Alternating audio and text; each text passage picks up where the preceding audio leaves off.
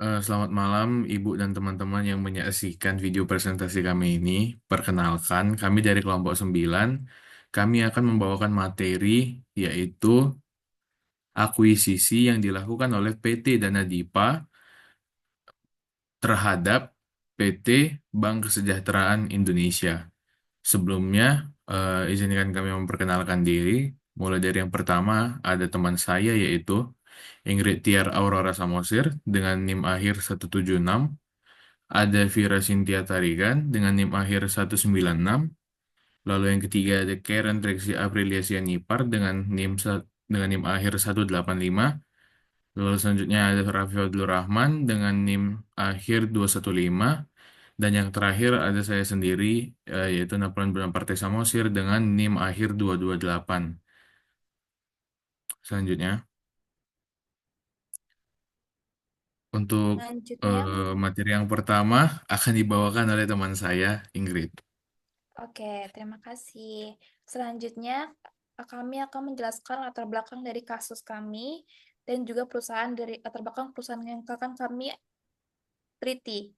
Nama perusahaannya adalah pengakuisisinya adalah PT Dana Dipa Arta Indonesia dan nama perusahaan yang diakuisisi PT Bank Kesejahteraan Ekonomi. Nah, industrinya tuh perbankan, jenis transaksi kombinasi bisnisnya akuisisi, dan tanggal efektif kombinasi bisnisnya 17 Februari 2020. Nah, untuk penjelasannya, PT Dana Dipa Arta Indonesia afiliasi si grup mengakuisisi PT Bank Kesejahteraan Ekonomi atau BKE untuk mempercepat transformasi menjadi bank digital.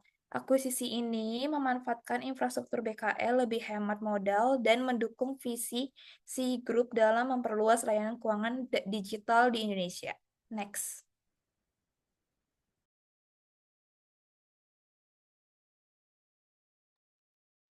Nah, selanjutnya itu ada detail transaksi kombinasi bisnis. Eh, untuk harga akuisisi dari PT Dana Dipa Arta Indonesia mengakuisisi Bank Kesejahteraan Ekonomi dengan total transaksi 1 triliun 409 miliar 515 juta 10 ribu rupiah. Nah, untuk komponen pembayarannya sendiri ada penerbitan dengan 100 juta lembar saham baru dengan harga 10 ribu per lembar. Lalu ada pembelian dan pengalihan 346.264 lembar saham dana pensiun PT Asuransi Jasa Indonesia dan 205.616 lembar saham Koperasi Pegawai BKE dengan harga 10 ribu rupiah. Selanjutnya ada penambahan modal dengan menerbitkan 40 juta lembar saham baru dengan harga 10 juta rupiah, 10 ribu rupiah. Lalu ada pengalihan saham dana pensiun Jasara Harja sebanyak 399.621 lembar saham dengan harga 10 ribu rupiah. Untuk tanggal akuisisi efektif dari bank dari PT Dana Dipa Arta Indonesia yaitu ada 6 Februari tahun 2020. Nah, untuk nilai wajar aset dan liabilitas PT Bank Kesejahteraan Ekonomi pada saat tanggal akuisisi terjadi, eh, untuk akun kasnya sendiri itu ada 10.148 juta rupiah. Piutang usahanya ada 2.923.693 juta rupiah.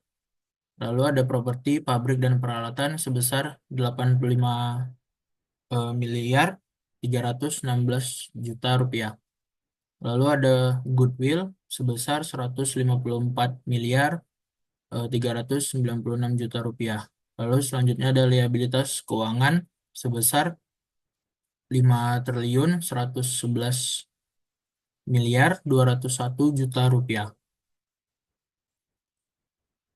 Ya, untuk materi selanjutnya akan dibawakan oleh teman saya. Oke, jadi sekarang adalah analisis kinerja keuangan sebelum kombinasi bisnis.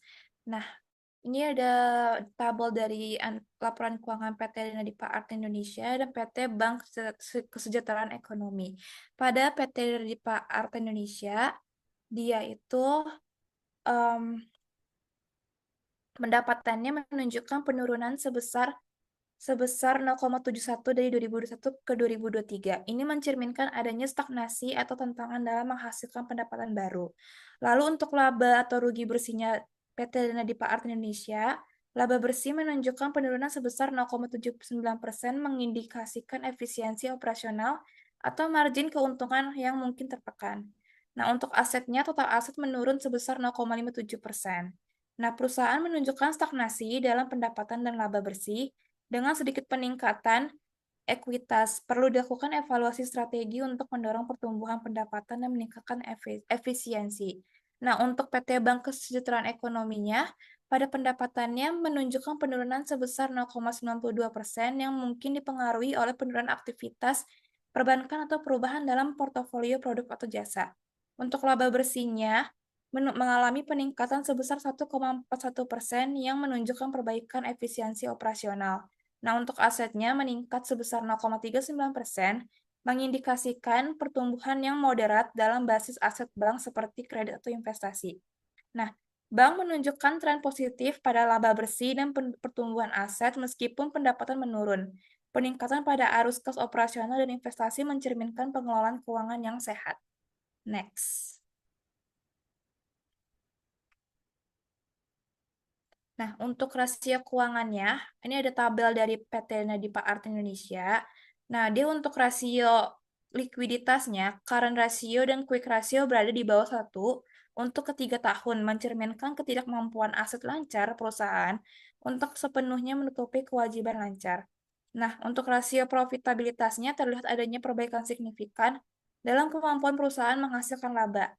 Untuk rasio leverage-nya, perusahaan terlihat sangat bergantung pada utang dalam struktur modalnya.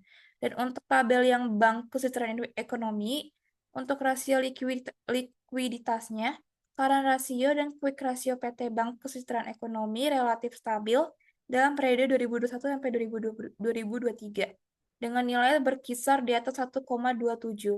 Untuk rasio profitabilitasnya, perusahaan menunjukkan perbaikan yang cukup signifikan meskipun masih ada beberapa tantangan. Dan untuk rasio leverage-nya, debt to equity ratio sedikit menurun dari 3,95 pada 2022 menjadi 3,72 pada 2023, menunjukkan pengurangan ketergantungan perusahaan terhadap utang dalam struktur modalnya. Next akan dibawakan oleh teman saya. Sorry, masih saya. Oke, untuk tren kinerjanya PT Dana Dipa Arta Indonesia dan PT Bank Kesejahteraan Ekonomi menunjukkan perbedaan yang signifikan pasca akuisisi. Nah, PT Dana Dipa Arta Indonesia mengalami stagnasi dengan penurunan pendapatan sebesar 0,71% dan laba bersih turun 0,7% dari 2021 sampai 2023. Meskipun ekuitasnya meningkat 0,28%, 0,28% menunjukkan upaya untuk memperbaiki posisi keuangan. Sebaliknya, PT Bank Kesejahteraan Ekonomi mencatat peningkatan laba bersih sebesar 14% meskipun pendapatannya menurun 0,92% dengan pertumbuhan aset yang moderat dan arus kas operasional yang sehat, mencerminkan pengelolaan keuangan yang lebih baik dan efisiensi operasional pasca transformasi menjadi bank digital. Selanjutnya akan dibawakan oleh teman saya.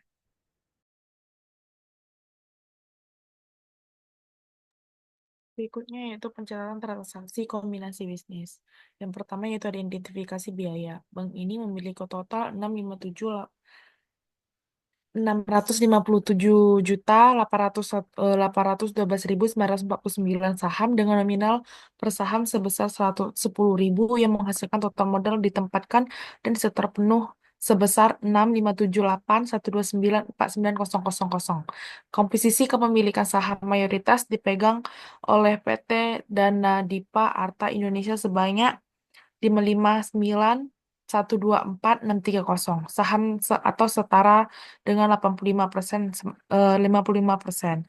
Sementara PT Koin Investama Nusantara memiliki 98,319 saham atau 15 dari total saham. Hingga 31 Desember 2023 tidak terdapat rencana untuk melakukan penawaran umum perdana atau IPO maupun aksi operasi lainnya. Selain itu, tidak disebutkan adanya pembayaran tunai atau pembayaran kontingensi terkait akuisisi. Oleh karena itu, total biaya akuisisi dihitung berdasarkan nilai penerbitan saham yang mencapai 6.578.129.49.00 dan dengan tidak adanya komponen lain seperti pembayaran tunai atau kontingensi, total biaya akuisisi yang tercatat oleh sebesar 657,8.129.49.00. Berikutnya. Nah, yang berikutnya yang kedua yaitu ada pengakuan aset dan liabilitas yang diambil alih.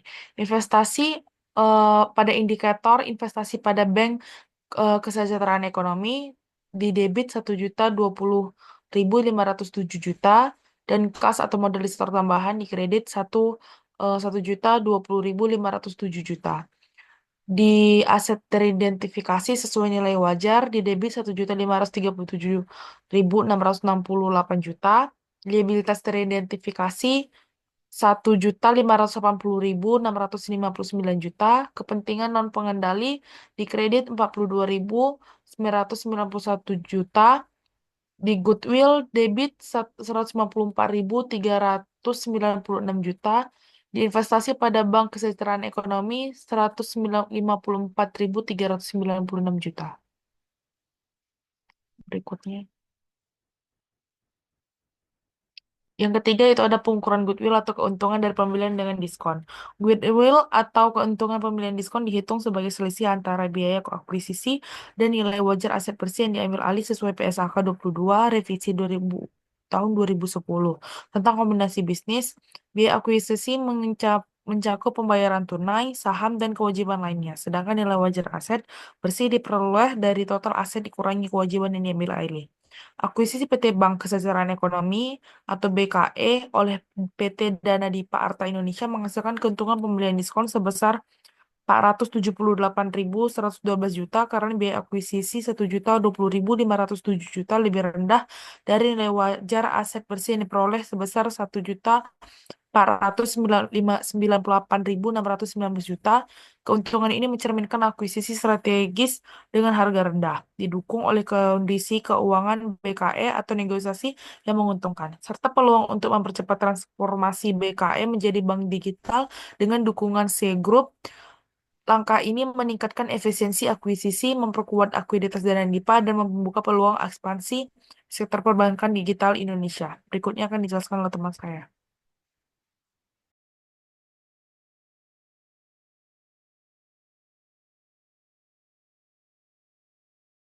Ah, Nah, selanjutnya ada laporan posisi keuangan atau neraca dari PT Dana Dipa Arta Indonesia selaku yang mengakuisisi Bank Kesejahteraan Ekonomi.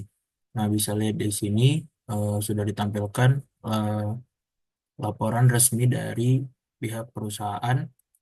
Nah, kesimpulannya adalah laporan posisi keuangan PT Dana Dipa Arta Indonesia per 31 Desember 2021 menunjukkan pertumbuhan yang signifikan dengan total aset meningkat dari 4,4 triliun pada 2020 menjadi 12 triliun pada 2021. Didorong oleh kenaikan efek-efek penempatan pada bank lain dan kredit yang diberikan. Total liabilitas juga naik tajam dari 2,8 triliun menjadi 8,6 triliun, terutama karena peningkatan simpanan nasabah mencerminkan ekspansi basis pendanaan. Ekuitas perusahaan meningkat dari 1,6 triliun menjadi 3,4 triliun, didukung oleh tambahan modal saham dan komponen ekuitas lainnya. Meskipun demikian, perusahaan melaporkan kerugian tahun berjalan sebesar 286 miliar, menandakan adanya tantangan dalam efisiensi atau operasional. Selanjutnya akan dibawakan oleh teman saya. Baiklah, eh, selanjutnya ini adalah laporan laba rugi dan penghasilan komprehensif lain dari PT Sibank berdasarkan kinerja laporan keuangan Sibank tahun 2021. Nah, pada tahun 2021 itu, Sibank ini berhasil mencatat pertumbuhan yang sangat luar biasa, di mana penyaluran kreditnya atau pemberian kredit oleh Sibank melonjak hingga 448% menjadi 16 triliun, 16,28 triliun. Dana pihak ketiga dari PT Sibank juga tumbuh pesat, naik 429% menjadi 19,75 triliun dengan kontribusi signifikan dari CASA-nya yang meningkat 328%. Kinerja ini mencerminkan efisiensi yang sangat baik, terlihat dari net interest margin yang eh, bisa mencapai 17,22%. Dan total aset yang bertambah dari PT Bank itu mencapai 301% menjadi totalnya 23,86 triliun. Nah, akan tetapi kelompok kami juga melihat ada beberapa tantangan, misalnya seperti kenaikan biaya promosi yang melonjak hingga 46 kali lipat dan kerugian akibat penurunan nilai aset dari PT Bank.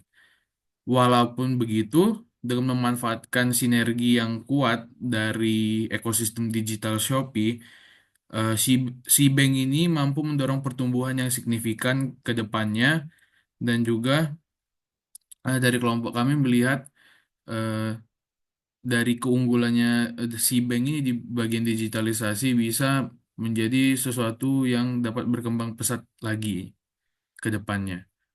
Selanjutnya akan dibacakan oleh teman saya. Oke, jadi selanjutnya ada catatan atas laporan keuangan. Yang pertama ada aset lancar. Itu untuk kas turun 12,5% menjadi 4,591 juta. Giro pada Bank Indonesia naik 260%. Giro pada bank lain-lain naik 1,143% menjadi 264 100 juta. Penempatan pada Bank Indonesia dan bank lain-lain naik 248%. Efek pada transaksi naik 154% menjadi 2.934 dan efek yang dibeli dengan janji dijual kembali sebesar 162.805. Kredit yang diberikan naik 276% dan piutang lain-lain naik 1,4%. Selanjutnya ada aset tidak lancar, yaitu aset tetap dan hak guna naik 123% menjadi 317.505. Aset tidak berwujud naik 1,7%. Aset lain-lain naik 237%. Anggunan yang diambil alih turun 38,8% menjadi 112.830. Goodwill tetap. Lalu ada liabilitas jangka pendek, itu liabilitas segera naik 11,88%, simpanan nasabah naik 311%, utang pajak naik 297%, beban akrual naik 128%, dan utang konversi tidak tercatat pada 2021. Selanjutnya, liabilitas jangka panjang. Utang pajak naik 296,85%, beban akrual dan liabilitas lain-lain naik 127,76%, utang konversi telah diselesaikan. Untuk ekuitas, total ekuitas naik 116,27% dari 1.580.659 pada tahun 2020 menjadi 3.417.700 pada tahun 2021. Selanjutnya ada pendapatan dan beban bunga. Pendapatan bunga naik 66,5%, beban bunga turun 3,6%. Pendapatan neto naik 133,9%. Next. Pendapatan operasional lainnya, pendapatan provinsi dan komisi naik 1,629%, pendapatan lain-lain naik 45,5%, dan total pendapatan operasional lainnya naik 569,3%. Lalu ada beban operasional lainnya, yaitu beban umum naik 45,8%, beban tenaga kerja naik 24,6%, penyisihan penurunan nilai aset non-keuangan turun 47,6%, dan total beban operasional lainnya naik tipis 2,4%. Lalu ada rugi operasional berkurang 45,3% dari 582.651 menjadi 318.999. Selanjutnya ada rugi tahun berjalan turun 53,1%, dan penghasilan komprehensif lain, laba belum direalisasi atas efek tersedia untuk dijual, naik 10,2% dan laba rugi komprehensif lainnya setelah pajak surplus 10.239.000 pada tahun 2021 dibanding defisit 7.527 pada tahun 2020. Jumlah rugi komprehensif tahun berjalan, jumlah rugi komprehensif turun 55,4% tahun 2020 dan menjadi 275.879 pada tahun 2021. Next. Untuk analisis keuangannya itu kerugiannya pada tahun 2020 sebelum akuisisi 598,1 miliar. Pada tahun 2021 setelah akuisisi 313,39 miliar. 2020 berbalik mencetak laba 269,22 miliar. Buat analisis strategisnya, akuisisi dan transformasinya, PT Bank Kesejahteraan Ekonomi BKE diakuisisi oleh Sigroup pada 2021 diubah menjadi bank digital. Bebas biaya admin transfer dan suku bunga tabungan hingga 5%. Dampaknya efisiensi operasional meningkat, berhasil bersaing dengan bank digital lain seperti Bank Jago dan Neo e-commerce, berkontribusi pada inklusi keuangan di Indonesia.